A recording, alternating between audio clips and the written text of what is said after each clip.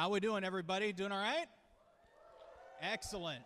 Well, thanks to those of you who were here for Michael Bell, and I'll tell you what, you're in for another real treat here with our friend Roger Clark. You know him as an Irish-American actor, voice actor, performance capture artist, I think is one of the best ways to describe him. And we'll be diving a lot more in depth tomorrow about performance capture. We'll touch on some of it today, right?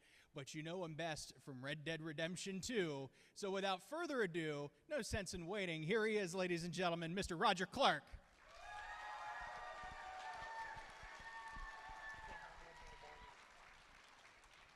Hello, everyone. Thank you so much for coming. I always say it. I know a lot. I've met some of you already. I know some of you hop in the car and you guys are driving for more than a few hours. I'm just so eternally grateful for all of your support. Thanks for coming. Outlaws for life.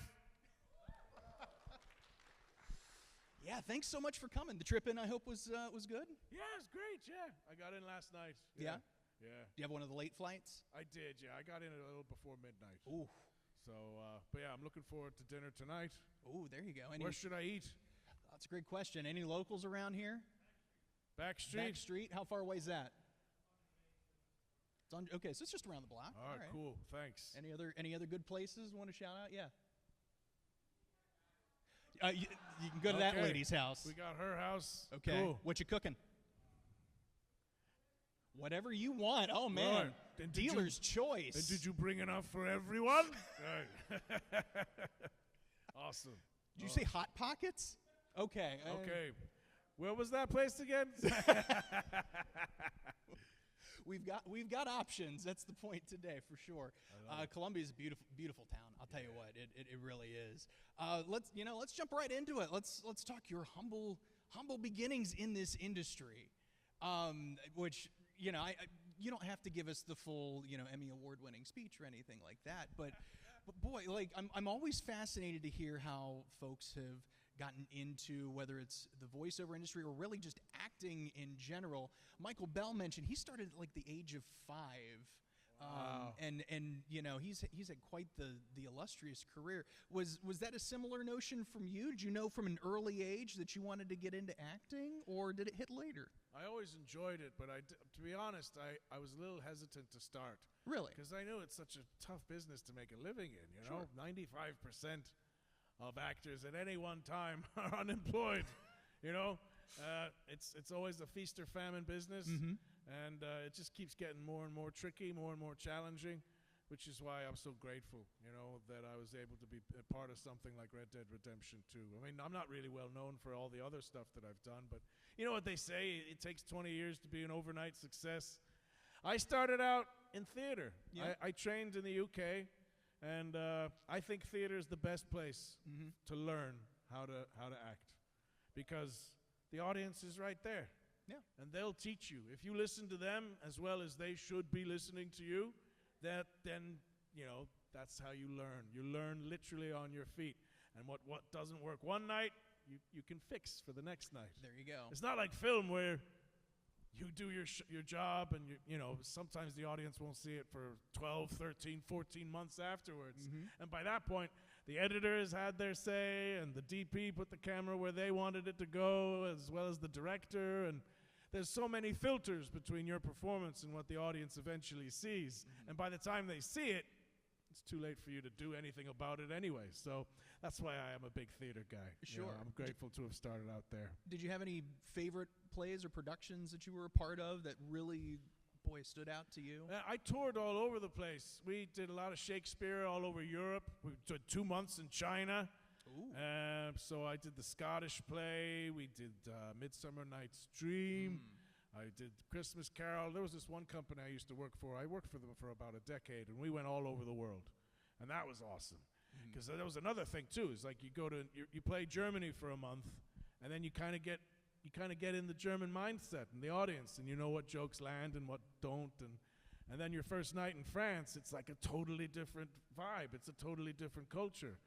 And you learn to think on your feet, because certain audiences respond to certain things. It was very interesting to be able to take the same show and then just perform in front of loads of different types of cultures and to see all the different reactions. That was really fun. A lot of similarities, differences, you think, between the different cultures? I mean, Usually it's about like how loud they are, you know? The Germans can be very reserved, and then at the end they'll just clap like crazy. The Spaniards talk all the time, which is kind of annoying. Sure. But, you know, you think, oh, but they're involved too, you know? It's all different. People laugh differently. In China, there would be loads of flash photography, you know? Because they didn't know. Oh, sure. Sure. And so, yeah, it's really, really interesting to see all the little different things, yeah. That's fantastic. So let's talk about really what you're known the most for, and that's Red Dead Redemption 2. And I'm curious to know how that fell in your lap, what your initial thoughts were, and maybe things that you weren't expecting to come out of it that maybe did. Yeah, well, as I said, I trained in the UK, so I started my career out in the UK. And then I moved back to the States in 2008. Because you were born here, correct? I was born in Jersey, yeah. Yeah, you could tell by the accent. I was That's born what in a Jersey. Jersey accent sounds like. Forget about it. No, I moved to Ireland when I was a kid, and then went to university in Wales. But yeah, originally they got an Irishman from New Jersey to play a cowboy in a video game. But when I moved back to New York in 2008, I had done video games before. I had done voice acting and performance capture for video games before. I love both, but they're both very different, which is I'm really excited about tomorrow because I'm so passionate about performance capture. And everybody still thinks it's mostly voice acting, which isn't really the case anymore. It was maybe 10, 15 years ago, but now it's mostly performance capture. Just like Avatar, you've seen the behind-the-scenes stuff with Planet of the Apes and all that. That's the same thing what we do. That's why it's taking longer and longer to make the damn things, because I think it gives more immersion, you know? Because we don't work in front of cameras. It's a room similar to this, but they'll have scaffolding hung from the ceiling, and those will be the sensors, and the sensors read the balls, all the shiny balls on your suit, and then that gets translated into an algorithm, and then boom, Arthur Morgan, you know? For some reason, they made him less good-looking, but I mean, I'm not up to the design wasn't up to me. But I love working in games, and I think my first audition for Rockstar was in 2012, and it was called Untitled Video Game Project. A lot of them are called that, by the way. Yeah, I guess it's just as well they changed the name afterwards. But yeah, you have no idea what you're auditioning for 9 times out of 10, and even on the 10th time, it's just an educated guess because they just don't want any leaks to come out. You know, it's such a competitive, crazy industry at the moment, and confidentiality is so important because you don't want to get it spoiled for you, do you? Sure. So, Untitled Video Game Project, yes, and they told me to come with boots on and prepare a cowboy accent. And for pure chance, I just finished Red Dead Redemption 1 like a month before, after taking a long hiatus from gaming. And I went, oh, that's funny. I just finished a cowboy video game. It was awesome. This is going to be a lot of fun. So I went in and I auditioned, and it was not like your typical audition. It's for performance capture, so there's certain things they want to see that you can do. And then, as you do, you forget about it. You do an audition, and you just got to forget about it because you're probably not going to book it.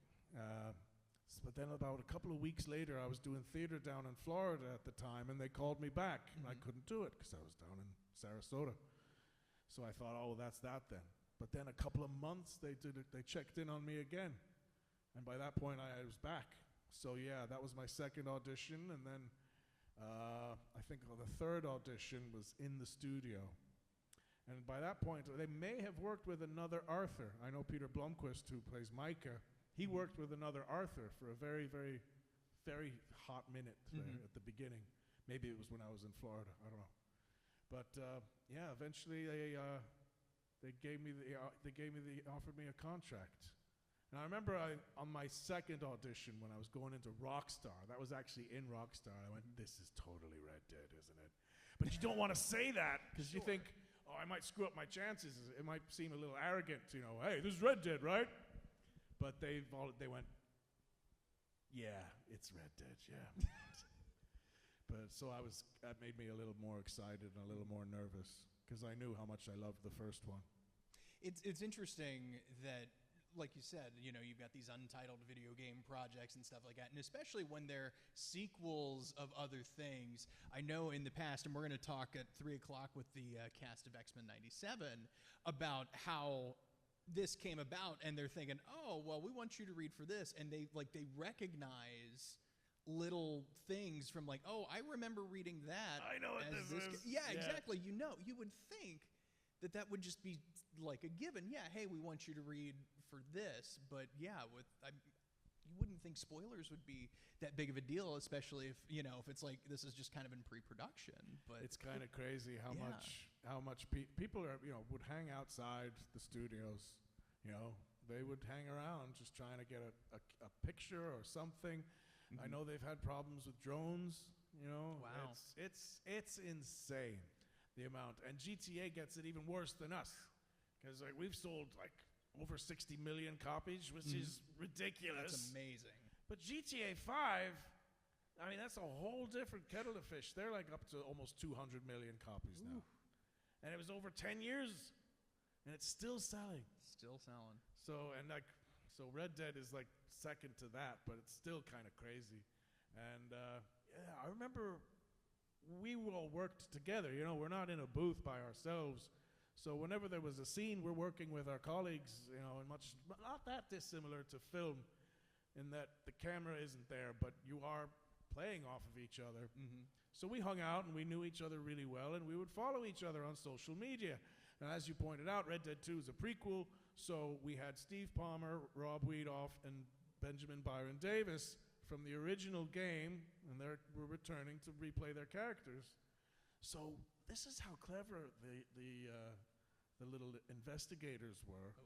They came up with this algorithm, and they cross-referenced all the new actors that Ben, Steve, and Rob followed on social media.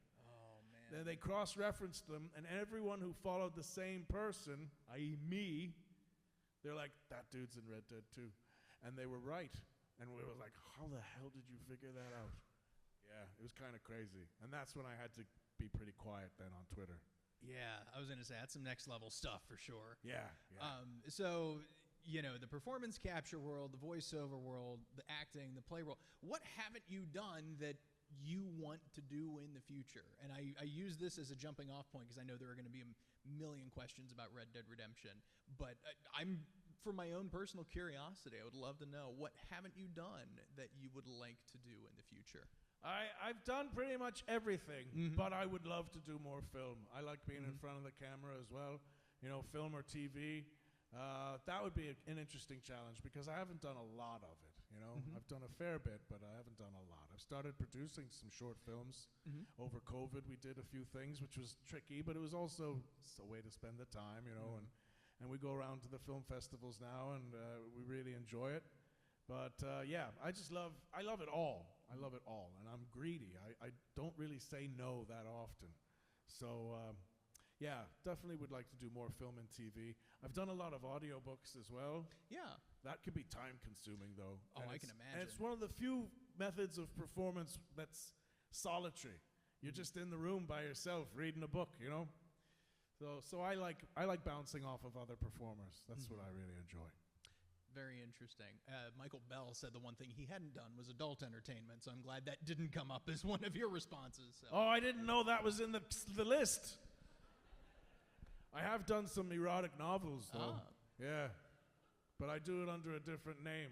I don't say Roger Clark. I say another name. You'll have to figure it out. Bert Drizzle. Something like that. Something rough, something adult. Yeah, they like the Irish accent. Yeah, you know, audiobooks ladies, changed. am I right? The Irish accent here? Yeah. You know? Yeah. Audiobooks totally changed the romance novel industry. Yeah. Because before audiobooks, it would always be written from the main character would be a woman. Sure. You know?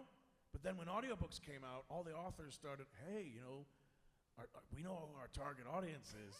They like hearing a man's voice for whatever reason, I don't know. But yeah, so they changed the way that romance novels were written. Now you get like maybe one chapter's the dude and the other chapter's the girl. And yeah, the ladies like listening to the Irish brogue, yeah. Well, you got a solid voice, my friend. Let's take some questions from the crowd, shall we? If you have a question, do me a favor, raise your hand. Our lovely production manager, Lauren's going to come around with a microphone. She will then give you that microphone. I will have you stand up, say your name, where you're from, and ask your question here to Roger. So we have our first question right here in row. We've got a couple of them here in row 4. We'll get around to everybody, don't worry. But we'll start over here at the very end. Ma'am, if you want to stand up. Hey, Wyatt. How did you feel when Red Dead Redemption got so popular that it reached 60 million copies sold? Man, I was just hoping, because like I was saying before, I played Red Dead Redemption 1, and I love John Marston. I was just hoping that nobody would hate me for not being John Marston. Because, spoilers, by the way, spoilers. But yeah, when at the end of Red Dead 1, you start playing as Jack. And no offense to Jack, but I couldn't stand him because he wasn't John, you know? And I felt, well, people are going to feel the same way about Arthur once they find out you're not playing as the OG in Red Dead 2. But thankfully, you guys kind of warmed up to him a bit. And to answer your question, why I can't believe it. This game is almost 6 years old, and the level of interaction and appreciation from the fans is overwhelming and totally unexpected. I was just hoping that we would do as well as the first one, you know, and I think we've overpassed it, and I'm truly honored that you all enjoy it so much. It took a village. It really did. It took literally thousands of people to put that game out. Sir, your question. Yeah, I was just wondering, as a fellow John Marston fan, what was it like to meet Rob Wiedoff for the first time? Oh, yeah, I was a little nervous because I really enjoyed the character. But then he's such an unassuming gentleman, you know, from Indiana. I remember the first time I met him, it was the first scene, actually. We don't usually shoot in order, but that one, the first time with Rob, was the first time you meet him in the game when you rescue him from the wolves. And like I was saying, it's performance capture, so I actually did have to put that guy on my shoulder and hoist him up. And he's not a small man, you know, and then the first few pages, well, I'm trash talking him. Because like, this is set, 8 or 9 years before Red Dead 1. Mm-hmm. So this guy's in his mid-20s. He's a bit more of a punk than the John Marston that we knew. And Arthur's the big brother who bails him out all the time. So I'm trash-talking John Marston, and I'm thinking to myself, I can't believe they're making me say this to John Marston. But Rob was just amazing, you know, because let's be honest. You walk in, like, I was the lead character on the second one. A lot of people would have been, who the hell's this guy, you know, stepping in on my franchise? Who do you think you are, you know? I'm the playable character, not you. He wasn't like that at all. He was, if anything, the exact opposite. And yeah, he's become one of my best friends. That's wonderful. Right up here in the front. How did they pitch the character of Arthur Morgan to you? Was there anything that may have surprised you about him from your initial pitch, so to say? Well, that's an interesting question. So they didn't really pitch him to me. I guess like most auditions, they tell you what they're looking for, usually in terms of accent, and then they pick whoever, you know, they audition hundreds and hundreds of people, and then they pick who they think's the best one. And sometimes they don't even know what they're looking for at the beginning until they see it. So many casting directors will admit that to you. And they'll know the second you walk into the room, in the first 10 or 15 seconds, whether that's the guy that they're kind of looking for or not. So I don't know, to answer your question. I don't know what exactly they were looking for, but when they found me, they were happy, and so I was happy. But I remember, yeah, all I got was cowboy, and I was a huge fan of Westerns, and still am. So I had a big library of content to pull from. And yeah, I remember the first audition sides we got. It was modern day, and it was me walking into a bar and chewing the fat with the bartender, And he's excited because his daughter's coming to visit him or something. And then at the end of the conversation, I say, well, somebody's put a hit on you, so I got to kill you now. And he's like, oh, no, this sucks. But yeah, that was the first audition. And yeah, I had no idea that it was a Western or anything. It's really tricky because they can't give too much away, like I was saying earlier. So they're really looking for a vibe or an essence, just like with any other audition, I guess. It's fresh creative too. So, you know, it's a collaborative effort between you and I would say probably the writers as well. They're coming up with this We were brand working new together. thing. And the funny thing about games too is, and this is unusual because it's not done like this for film and TV typically, is that you won't get the audition sides until you show up. Usually you get them in advance, you know, so you can familiarize and prepare. But Rockstar spring them on you when you show up. And I think one of the reasons they do that is they want to see how quickly you can memorize stuff, because that's important. Sometimes we get rewrites last minute, you know. Absolutely. All right, next question. Whoever's got the microphone. Over here. Oh, right here, I'm sorry. So I think one of the best things about Arthur, and your Arthur, is how much he feels grounded and real, and I feel like you can't have that without confidence in how you're playing the character. But it must have been terrifying coming into somebody else's turf, playing the playable character on a sequel, a prequel. How did you maintain your confidence going into that situation and knowing that this Arthur that I have is going to shine through and people are going to resonate with? Well, I didn't know that. I had only hoped, but yeah, I was a little nervous. But I realized very quickly on that I was going to have to do my own thing. I can't try and out John Marston, you know. Rob is John Marston. I had to do something different. So I just put John Marston out of my head, and I just tried to keep the pages that I got authentic enough, you know.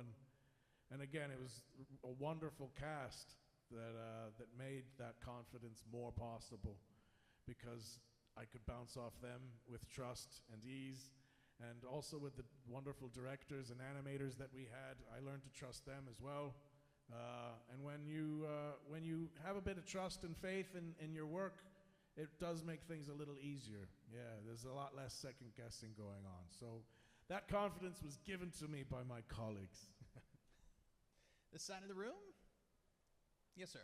Hi. So when working on Red Dead, was there any scenes that you filmed that really stood out to you because they were either really fun to film or really hard to film, just things of that nature? My favorite stuff to do was when the gang was all together and celebrating, because that doesn't happen that often. Yeah. But when you rescue Sean and bring him back and everyone's celebrating, that was a lot of fun. Because again, we were filming together, so the whole gang was there, you know, and we worked over 5 years on that project. So we got to know each other pretty well. So whenever it was that, another one when you bring Jack back from Bronte, and then there's a huge celebration at that mansion, Shady Belle.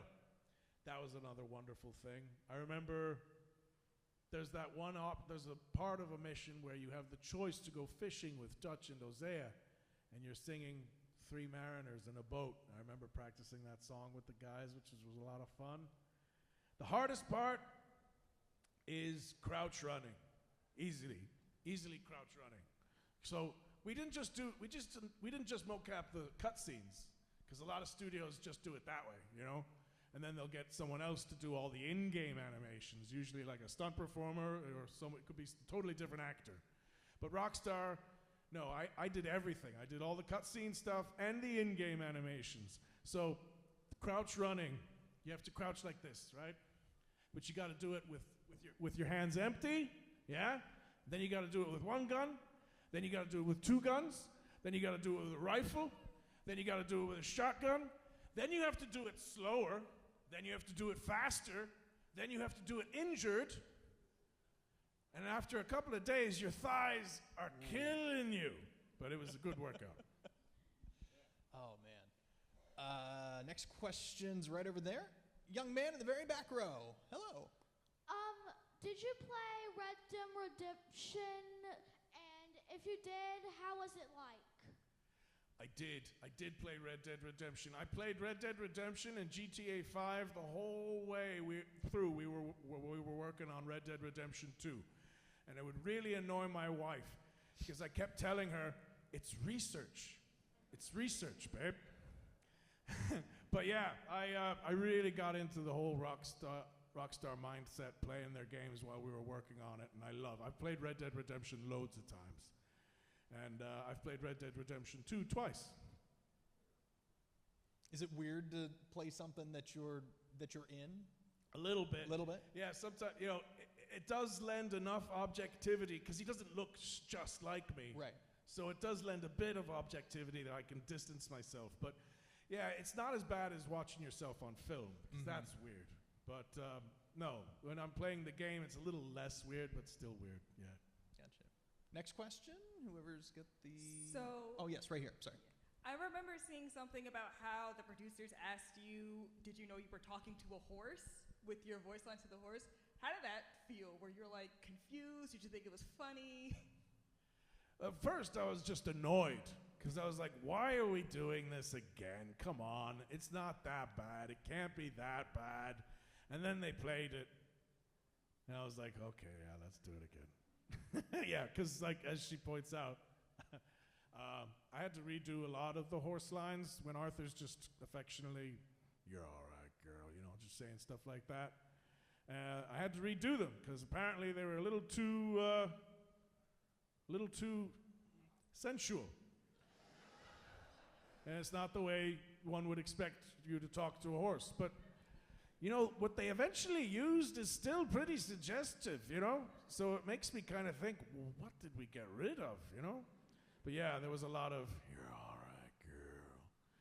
And they're like, no, that's too sexual. Do it again, Raj, do it again. Oh, for God's sake. Okay. You're all right, girl. There you go. All right. The Marvin Gaye soundtrack, I'm sure, didn't help either. No. Yeah, there you go. Yeah. Next question up here in the 5 rows back. Yes, ma'am. So what was the hardest scene for you to mocap? Okay. Ooh. Paige, right? Good to see you again. So the hardest, I knew, spoilers again, but I knew that Arthur was, I knew his demise was going to come. I knew pretty early on in the filming of it, because one of the first, like in the first month, we did the scene where he collects the debt from Downs. And Downs, I remember it being very specific. It's a very specific direction on the page. It says, Downs coughs in Arthur's face. I went, oh, well, why is that? Yeah, oh yeah, you get TB here. And I'm like, oh, okay. So then I'm Googling, when did they find a cure for TB? And it wasn't 1899. So I was like, oh, okay. So I see what you're doing here, all right? Because with John, you don't see it coming. It's a sharp, sudden shock. But they were doing the same thing with Arthur, albeit in a different fashion, because with Arthur you do see it coming, and it's a very long, slow burn, and which in many ways, it betrays the expectation, the way that John Marston meets his end, but it's so much more agonizingly slow, and yeah, it hits you in a different way. And I was most nervous about the death scenes, which we didn't do until like the final year. So for 4.5 years, I knew what was coming, but I didn't have the pages, and I didn't know the exact nature of how it was going to happen. So I was nervous, and then when we finally did get those pages, and typically we would get them like a week or two in advance, I was nervous because I wanted to do it justice, and I knew how moving John Marston's end was, and I remember, because Arthur has 4 different endings, and the first one we did was what most people get, I think, which is high honor and then going to help John. So it's the more peaceful ending where he just expires with the sunrise. That was the first one we did, and I was very nervous. But once it was done, the other 3 were a little bit easier, because at least then I finally knew I could do it, yeah. Next question? Yes. When you saw that Micah was gonna kill you in the game, was there any beef between you and him when you saw that Micah killed you? He doesn't kill me in the game if you're high honor.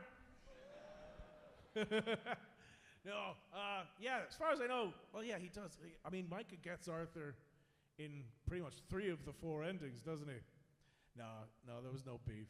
No, I thought it was awesome because it's just gonna make you hate Micah more, and I mean that's great storytelling. So yeah, we actually really enjoyed it, and I remember the low honor helping John version, and we were reading the pages, and I says, "Can I get a pillow for my head?" And they started laughing, like, "Oh, you want a pillow for your little head, Watch? Is that what?" But no, the reason why I wanted the pillow is because, like, Arthur's kind of like up like that when Micah gets him, and I just wanted to be able to slam my head back into the ground violently, because I knew that would really irk the player. Like, oh, that Micah. So yeah, I got the pillow so that I didn't give myself brain damage. Yeah. And for that, we're grateful for sure. Next question. What kind of dialect work did you do for the game for Arthur? All right, so I was doing theater at the time when I started on Red Dead 2. We were doing Midsummer Night's Dream, and one of the guys I was working with was from Flagstaff, Arizona, and he would do an impression of his grandfather, which I loved, and that's like 75% Arthur. And then I decided, because I didn't want it to be completely accurate to one geography, I thought Arthur travels around a lot, so I thought I'd take little bits and aspects of other parts. So a little bit of south in there too, like you can tell in his R's. His R's are more southern, but all the rest of it is this old dude from Flagstaff, Arizona. Yeah. Interesting. Next question is over here someplace. Yes, right here in the blue shirt. What did you think about the bounty that Milton put on Arthur's head? That who put? Agent Milton. Oh, yeah. A lot of people just say, he was just doing his job, which is true. It is true. He was just doing his job. But the Pinkertons, they didn't like the portrayal of that in the game. They tried to sue Rockstar, like so many other people before them. Didn't work, obviously. But yeah, the Pinkertons they were quite a controversial organization. Still are. Still exist as far as I know. I believe so, yeah. But yeah, some of the union busting that they were doing in the late 19th century, they weren't always good guys. But they did keep the law, and I guess Milton falls into that category. Yeah, $5,000. Yeah. On this side of the room, yes, sir. Oh, sorry to interrupt. No, you can keep standing. Fun fact, though, the guy who plays Milton, he's related to Wild Bill Hickok. Really? Yeah. Wow. Sorry. Go ahead. You can go now. Oh, did they turn off your mic? Lauren's going to run over and help flip that switch. Out of all the lines in the entire game, was there anyone that just stuck out to you specifically? Or was it just... Excuse my language, but you smell like your shit took a shit. That always makes me laugh. The 5-year-old that just walked in with the kitty hat. I'm No, so not sorry, you. man. Not you. I'm You're so fine. sorry. Hi. You smell Welcome. fine. Came at a very fun portion of this. So piggybacking off of that, just real quick, there are some, voiceover actors that really have a hard time kind of remembering some of those, key lines.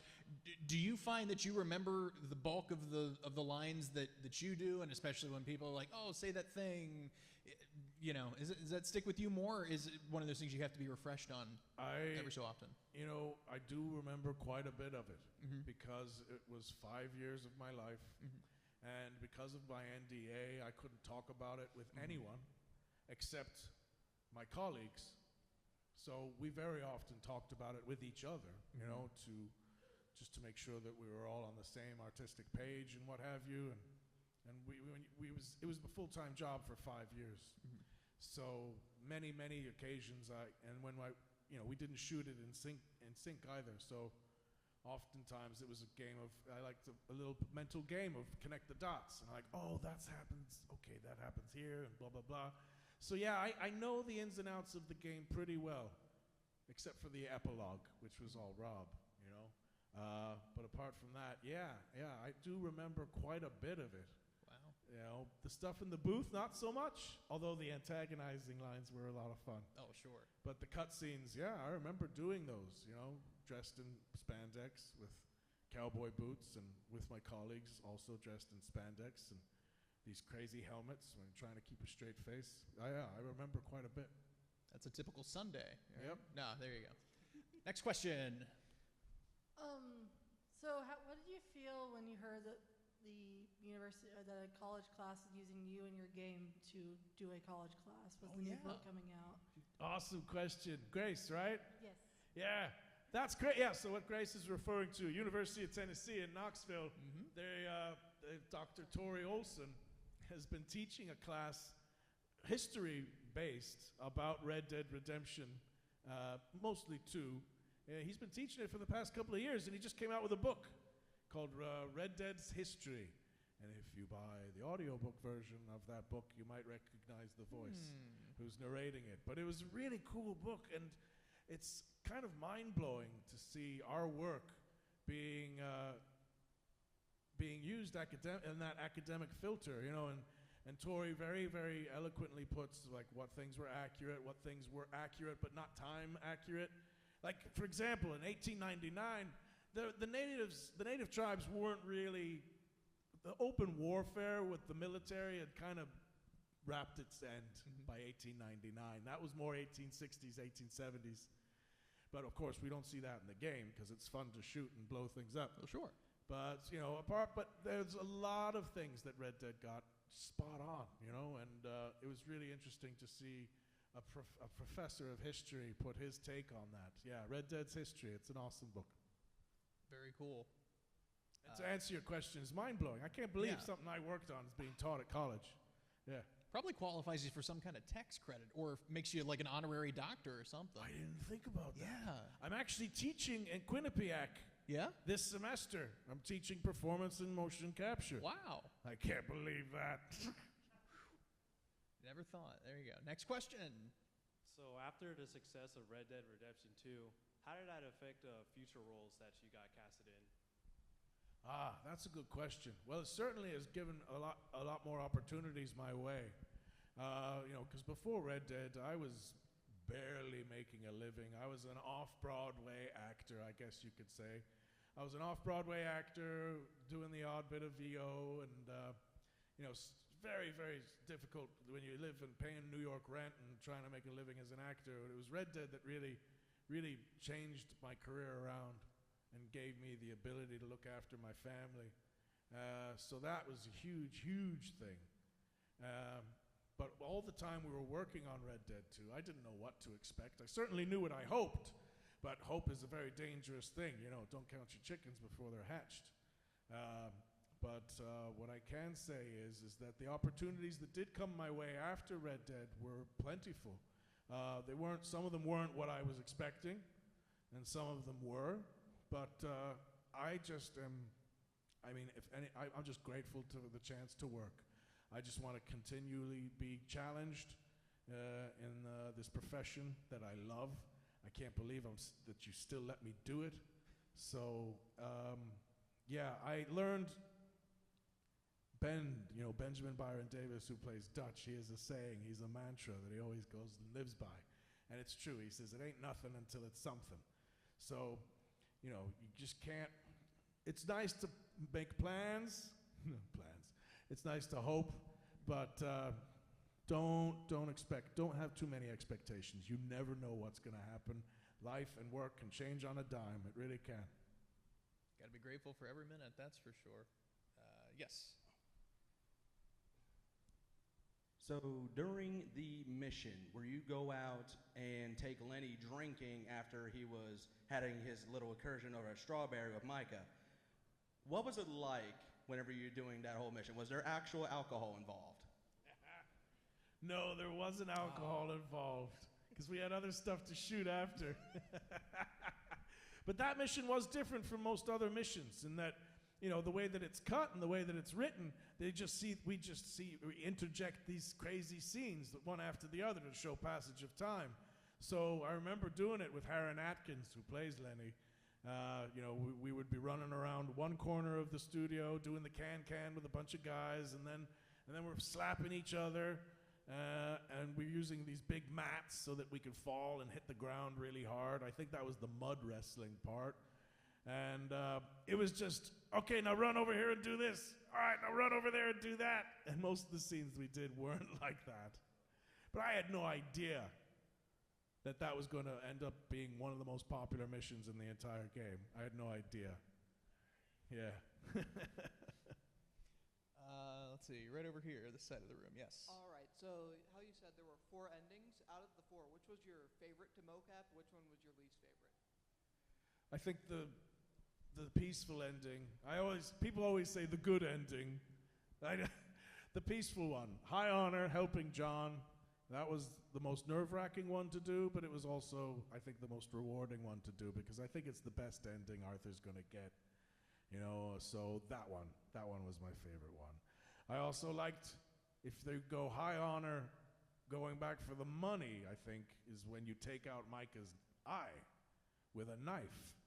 And then in the epilogue of that version, you'll see Micah with an old scar, and he's missing an eye.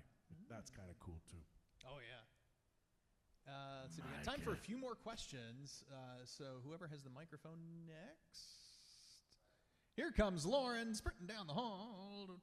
Lauren's doing great. She's getting her steps in, too. Yeah. She's doing a great job. Thank you, Lauren.